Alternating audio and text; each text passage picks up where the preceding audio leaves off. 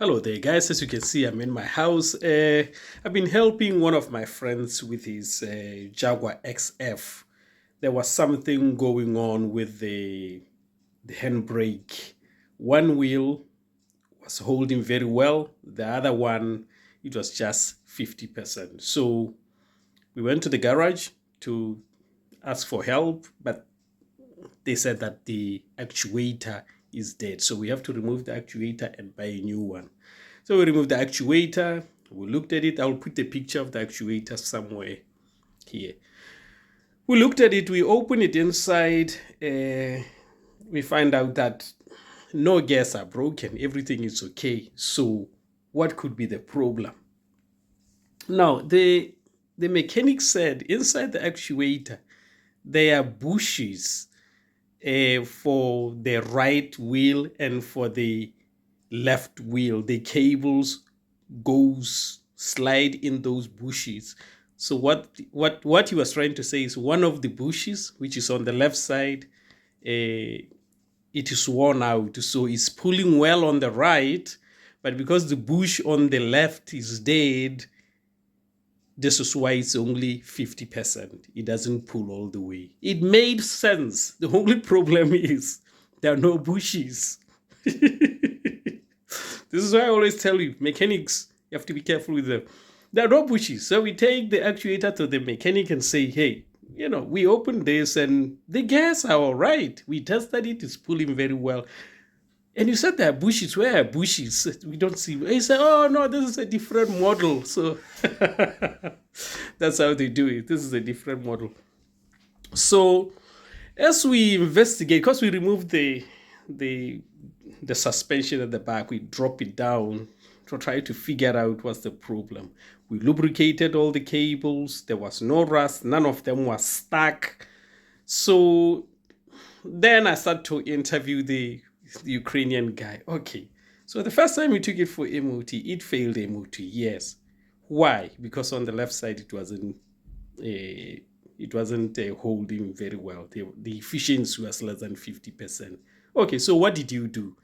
The mechanic where I went first, he said that the caliper is dead. The caliper is dead, yeah. So what did you do? I went to buy a new caliper. So this side is a new caliper, yeah. And that side is an old caliper, yeah. So what did you do after? No, I put everything together and I took the car for M.O.T and it failed again. Then I thought, that's the problem. That is the problem. What happened was he didn't use a computer. He should have come to me and asked for the computer to wind back the motor because he was servicing the rear brakes.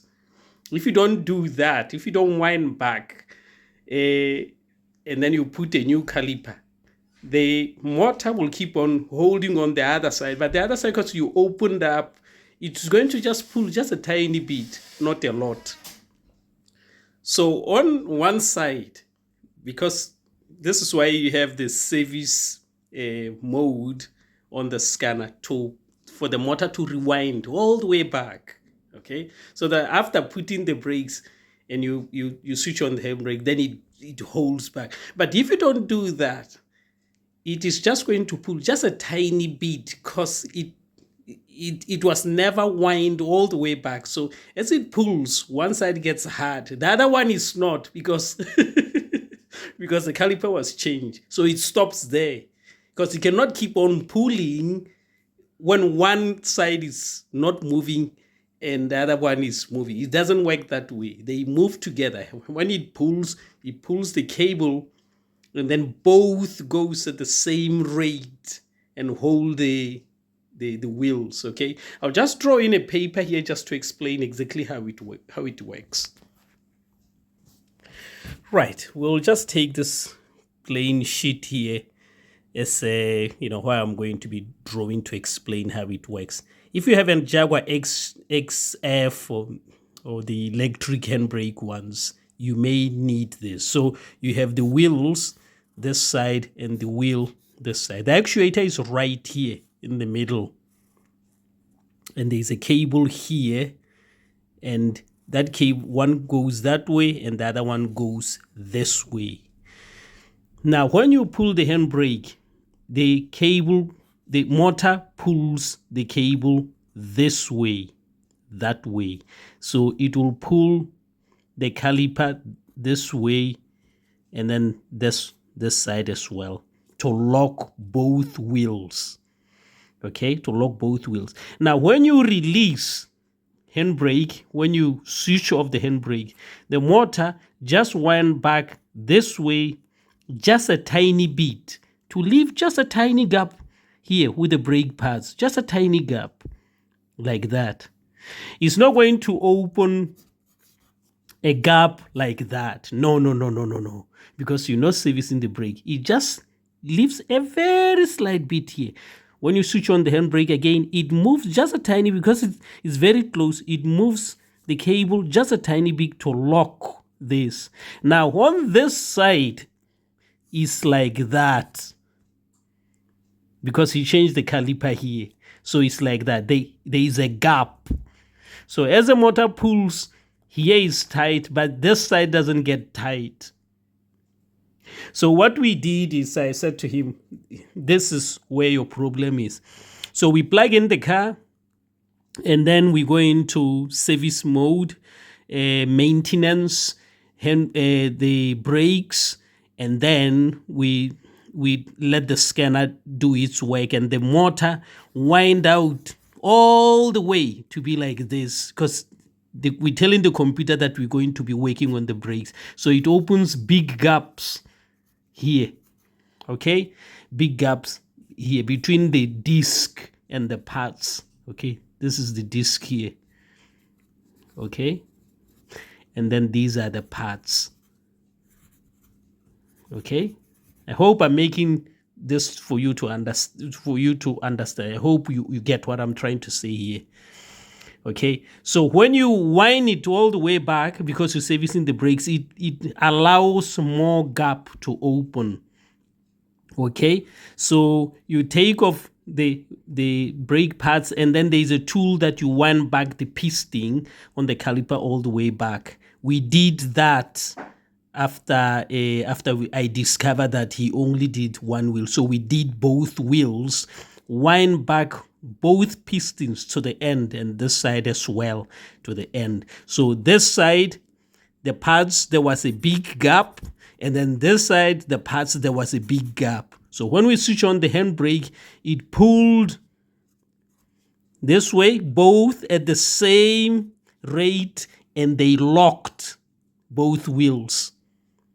Now this side is 100%, this side is 100%.